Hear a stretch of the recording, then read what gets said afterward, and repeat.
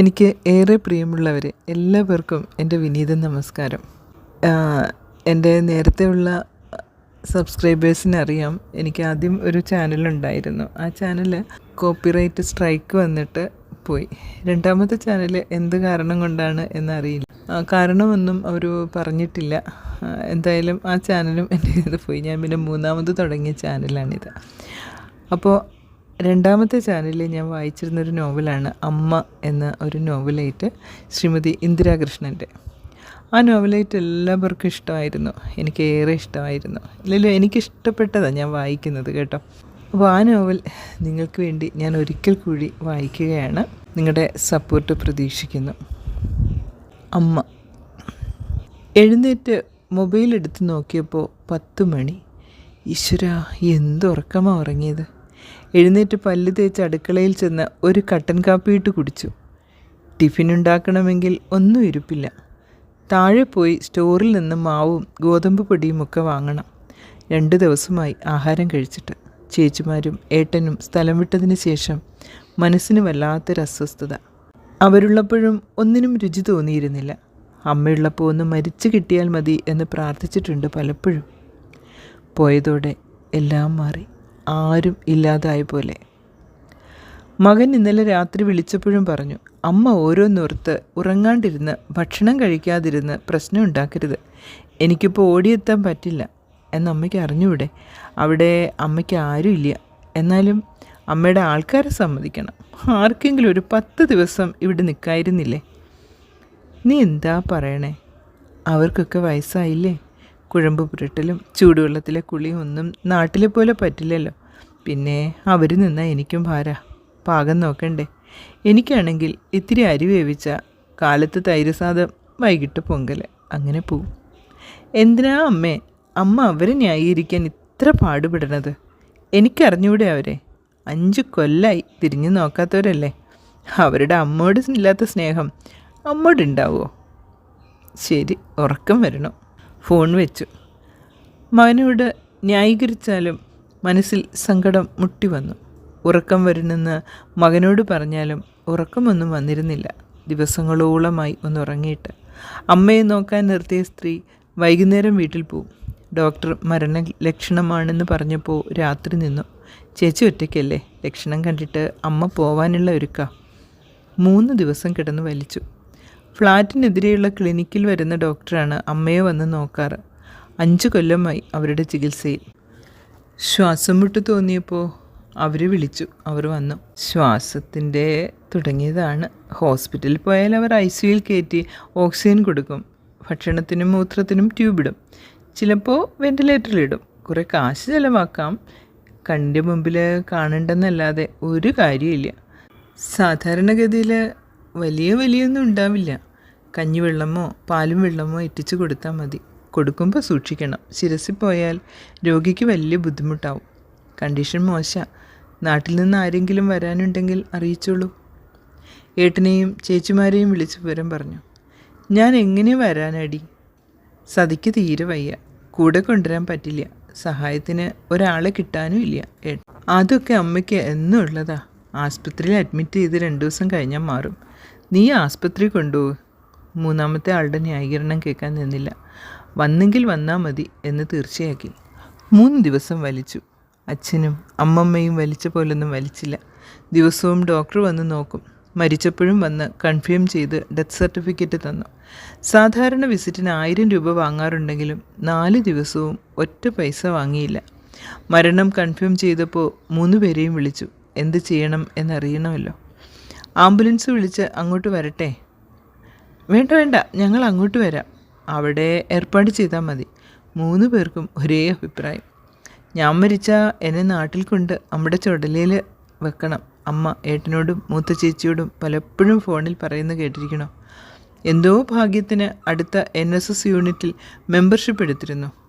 അവിടെ വിളിച്ചു പറഞ്ഞപ്പോൾ അവർ വന്നു. നിലത്തിറക്കി കിടത്തി ചടങ്ങുകളൊക്കെ ചെയ്ത്. നിങ്ങൾ ഒറ്റയ്ക്കാണല്ലോ. നാട്ടിൽ നിന്ന് ആരെങ്കിലും വരുന്നവരെ ഞങ്ങളാരെങ്കിലും നിൽക്കാം. അതിലെ ഒരു മെമ്പർ പോയി ഭാര്യയെ കൂട്ടി വന്നു. ഫ്ലാറ്റിനടുത്തുള്ളത് 2 നോർത്ത് ഇന്ത്യൻസ്, കൊച്ചുകുട്ടികളുള്ളവരും. എന്നാലും അവർ കുടിക്കാൻ കാപ്പിയൊക്കെ കൊണ്ടു തന്നിരുന്നു. സഹായത്തിനുള്ള സ്ത്രീ വൈകിട്ട് പോയി. നാളെ ഞാൻ വരണോ? പിന്നെന്താ വരണം, ഞാൻ പറയുമ്പോൾ നിർത്താം. 3 പേരും രാവിലെ എത്തി. ഏട്ടൻ വന്ന കാരണം തീ വയ്ക്കാൻ ആളെ കൂട്ടേണ്ടി വന്നില്ല, ഒന്നും അറിയേണ്ടി വന്നില്ല. സംസ്കാരത്തിന് എല്ലാ ഏർപ്പാടും NSSകാർ ചെയ്തു. പൈസ കരുതിയിരുന്നതിനാൽ അതിനും വിഷമിക്കേണ്ടി വന്നില്ല. ഉച്ചക്കലത്തേക്കുള്ള ഭക്ഷണവും അവരുടെ ഏർപ്പാടായിരുന്നു. സംസ്കാരത്തിന് വന്നവരും ഒപ്പം ഭക്ഷണം കഴിക്കാൻ കൂടി. പിറ്റേ ദിവസം വന്നപ്പോൾ സഹായി, ഇവിടുത്തെ അമ്മ മരിച്ചു എന്ന് കേട്ടപ്പോൾ അടുത്ത ടവറിൽ ഒരു ഫ്ലാറ്റിലൊരു സ്ത്രീ ആക്സിഡൻറ്റ് പറ്റി കിടക്കണുണ്ട്, അവരെ നോക്കാൻ ചെല്ലാൻ പറഞ്ഞിണു. ഞാൻ പൊയ്ക്കോട്ടെ ചേച്ചി, ചേച്ചിക്ക് വീട് ക്ലീൻ ചെയ്യാൻ വേറെ ആരെങ്കിലും അയച്ചു തരാം. അത് വേണ്ട ലക്ഷ്മി, ഇനി എനിക്ക് പണിയില്ലല്ലോ, ട്യൂഷൻ കഴിഞ്ഞാൽ ഒഴിവല്ലേ. ആരെങ്കിലും കുറച്ച് ദിവസം നിൽക്കുമെന്നായിരുന്നു പ്രതീക്ഷ. പിറ്റേ ദിവസം ക്ഷീണം കൊണ്ടാവാം പോകാഞ്ഞത്. 3-ാം ദിവസം 3 പേരും സ്ഥലം വിട്ടു. രാത്രി 1 ഗ്ലാസ് കാപ്പി കുടിച്ച് കിടന്നു. 2 ദിവസവും കാപ്പി മാത്രം. ഉഴക്കരിയിട്ട് കഞ്ഞി വയ്ക്കാൻ കൂടി തോന്നിയില്ല. ട്യൂഷന് വരുന്ന കുട്ടികളോട് 10 ദിവസത്തെ ലീവ് പറഞ്ഞത് നന്നായി. എണീറ്റിരിക്കാൻ വയ്യ, പിന്നെ എങ്ങനെ ക്ലാസ് എടുക്കും? കുളിച്ച് ഡ്രസ്സ് മാറി സ്റ്റോറിലേക്ക് നടന്നു. നല്ല ക്ഷീണം, വീഴാതിരുന്നാൽ മതിയായിരുന്നു. ലിഫ്റ്റിൽ നിന്നിറങ്ങി സ്റ്റോറിലേക്ക് നടന്നു. അവിടെ ചെന്നപ്പോൾ എന്ത് വാങ്ങണം എന്ന് മറന്നു. നേന്ത്രപ്പഴം കണ്ടപ്പോൾ ഒരു പടലെടുത്തു. അമ്മയ്ക്കും നേന്ത്രപ്പഴം ഇഷ്ടമായിരുന്നു. രാത്രി ഒരു പഴം പുഴുങ്ങി തന്നാൽ മതി, നീ കഞ്ഞിയൊന്നും വെക്കണ്ട. ഓരോ ഷെൽഫിൻ്റെയും അടുത്തുകൂടി നടക്കുമ്പോൾ കണ്ടാൽ ഓർമ്മ വന്നാലോ. ആട്ട പാക്കറ്റ് കണ്ടപ്പോൾ എടുത്തു. മാവിൻ്റെ കാര്യം ഓർമ്മ വന്നപ്പോൾ ഫ്രീസറിനടുത്ത് പോയി 1 പാക്കറ്റ് മാവും പാലും എടുത്തു. കുൽഫി കണ്ടപ്പോൾ കൊതി, വേഗം 2 എടുത്തു. ബില്ലിടാൻ ചെന്നപ്പോൾ കൗണ്ടറിലെ കുട്ടി ഡയപ്പറിൻ്റെ പാക്കറ്റ് പൊക്കെ വേണ്ടേ എന്ന് ചോദിച്ചു. വേണ്ട കുട്ടി, അമ്മ പോയി. പൈസ കൊടുത്ത് പുറത്തേക്ക് കടക്കുമ്പോഴാണ് മീന മാമിയുടെ വരവ്. നീ എന്താ ഇങ്ങനെ ഇരിക്കണേ? വല്ലാതെ ക്ഷീണിച്ചല്ലോ, കണ്ണിൻ്റെ തടമൊക്കെ കറുത്തേണു. അമ്മയ്ക്ക് എങ്ങനെ? അമ്മ പോയി മാമി. ആരും പറഞ്ഞില്ലല്ലോ. ഇന്നേക്ക് 5 ദിവസമായി. വിഷമിക്കേണ്ട, എല്ലാവർക്കും പോണ്ടേ. പുറത്ത് തലോടി. സ്റ്റോറിൽ നിന്ന് പുറത്തു വന്നപ്പോൾ ഇരിക്കണമെന്ന് തോന്നി. ഗാർഡനിലെ ചെയറിലിരുന്നു. തലയാകെ വട്ടം കറങ്ങും പോലെ. കുൽഫി കഴിക്കാനൊരാശ. ഒന്നും നോക്കാതെ ബാഗിൽ നിന്നൊരു കുൽഫി എടുത്ത് പൊട്ടിച്ച് കഴിച്ചു. അടുത്തത് പൊട്ടിച്ച് കഴിക്കുമ്പോഴാണ് മാമി വരുന്നത്. അവർ ബെഞ്ചിലടുത്തിരുന്നു. നീ എന്തിനാ ഇതൊക്കെ വാങ്ങാൻ വന്നേ? ലക്ഷ്മി വാങ്ങിക്കൊണ്ട് വരില്ലേ? ലക്ഷ്മി പോയി മാമി, അടുത്ത ടവറിലെ ഒരാളെ നോക്കാൻ. ഇപ്പോഴ് കിടക്കണവരെ നോക്കാനല്ലേ ആള് കിട്ടാൻ ഡിമാൻഡ്. നാട്ടിൽ നിന്ന് ആരെങ്കിലും വന്നോ? മക്കളെല്ലാവരും വന്നു. സംസ്കാരം കഴിഞ്ഞപ്പോൾ തിരിച്ചു പോയി. അപ്പോൾ നീ ഒറ്റയ്ക്ക് ഒന്നും കഴിക്കണ്ടാവില്ല അല്ലേ? അതാണ് രാവിലെ ഈ ഐസ് തിന്നണത്. ഞാൻ അറിഞ്ഞില്ല കുട്ടി, ഞാൻ വന്നേനെ. എനിക്കെന്താ ചെയ്യേണ്ടതെന്ന് അറിയണ്ടായി. ഞാൻ നാട്ടിൽ പറഞ്ഞതല്ലാതെ ആരും വിളിച്ചില്ല. അമ്മയ്ക്ക് നാട്ടിൽ സംസ്കരിക്കണമെന്നായിരുന്നു ആഗ്രഹം. അവരാരും തയ്യാറായില്ല. NSSകാരെ വിളിച്ച് പറഞ്ഞപ്പോൾ അവരെല്ലാ ഏർപ്പാടും ചെയ്തു തന്നു. നാട്ടിൽ നിന്ന് വന്നവരൊക്കെ 3-ാം ദിവസം പോയി. മരിച്ചു കഴിഞ്ഞാൽ എവിടെ ആയാലും എങ്ങനെ ആയാലും ഒന്നുമില്ല കുട്ടി. നിൻ്റെ അമ്മ ഭാഗ്യവതി. നിന്നെപ്പോലെ ഒരു മോളെ പറ്റല്ലോ. നീ ടിഫിൻ കഴിച്ചിട്ടില്ലല്ലോ, ഞാൻ ദോശ ഉണ്ടാക്കി വരാം. വേണ്ട മാമി, ഞാൻ മാവ് വാങ്ങിയിരിക്കുന്നു, ദോശ ഉണ്ടാക്കിക്കൊള്ളാം. എന്നാൽ ഉച്ചഭക്ഷണം ഞാൻ കൊണ്ടുവരും. ദോശ ഉണ്ടാക്കി കഴിഞ്ഞ് കിടന്നോ. മീന മാമിയുടെ മുന്നിലിരുന്ന് കുൽഫി കഴിക്കുമ്പോൾ നാണക്കേട് തോന്നിയാലും തൽക്കാലം തലചുറ്റൽ കുറഞ്ഞു. എഴുന്നേറ്റ് നടന്നു. ഇവിടെ ഒരു ബന്ധവുമില്ലാത്തവർ കാണിച്ച സ്നേഹം പോലും കൂടപ്പിറപ്പുകൾക്കുണ്ടായില്ലല്ലോ. 10 കൊല്ലം മുമ്പ് ഭർത്താവ് മരിച്ച വിവരം അറിയിച്ചപ്പോഴും അവരാരും വന്നില്ല. ചേച്ചിയുടെ മൂത്ത മകൻ മാത്രം വന്നു. അന്ന് മണിയേട്ടൻ വരാൻ വൈകാറുള്ളത് കൊണ്ട് ഒരു ഫുൾ ടൈം സെർവൻ്റ് ഉണ്ടായിരുന്നു. നാട്ടിൽ നിന്ന് വന്ന മണിയേട്ടൻ്റെ പെങ്ങന്മാരും 1 മാസം നിന്നാണ് മടങ്ങിയത്. പെങ്ങളുടെ ഭർത്താവ് അന്വേഷിച്ചപ്പോഴാണ് മണിയേട്ടൻ്റെ കടത്തിൻ്റെ കണക്ക് അറിയുന്നത്. കോൺട്രാക്ടറുടെ ഭാര്യയായി സുഖിച്ചു വാഴുമ്പോൾ കാറിന് കാറ്, ബംഗ്ലാവ്, വേലക്കാർ, സുഖജീവിതം. ഒരു കണക്കും അന്വേഷിക്കാറില്ല, പറയാറുമില്ല. രാജി കൂട്ടിയാൽ ഈ കടം വീട്ടാൻ പറ്റില്ല. താമസച്ചിലവും മകനെ പഠിപ്പിക്കലും കാശ് വേണ്ടേ? ഇത് വിറ്റ് കടം വീട്ടി ബാക്കി എന്തെങ്കിലും ഉണ്ടെങ്കിൽ കയ്യിൽ വെച്ച് നാട്ടിലേക്ക് പോരൂ. ഉള്ളതുകൊണ്ട് കഴിയാം. ഞങ്ങൾ കഴിക്കണ്ടെങ്കിൽ നിൻ്റെ മോനെ പഷ്ണിക്കിടില്ല. ഓപ്പോൾ അങ്ങനെ പറഞ്ഞാലും അവിടുത്തെ സ്ഥിതി കഷ്ടമാണെന്നറിയാം. ഏട്ടൻ അമ്പലത്തിൽ അടിയന്തരക്കാരനാണ്. മാരാർ ഓപ്പോൾ പശുവിനെ വളർത്തി കിട്ടണതും വെച്ച് അവർക്ക് തന്നെ 3 മക്കൾ. 2 പെൺകുട്ടികളും. അത് ശരിയാവില്ല. വീട് അർജൻറ്റായി വിറ്റ് കടം വീട്ടി ചെറിയൊരു വീട്ടിലേക്ക് മാറണം. കാറ് വിൽക്കണം. ഒരു ജോലി തപ്പിയെടുക്കണം.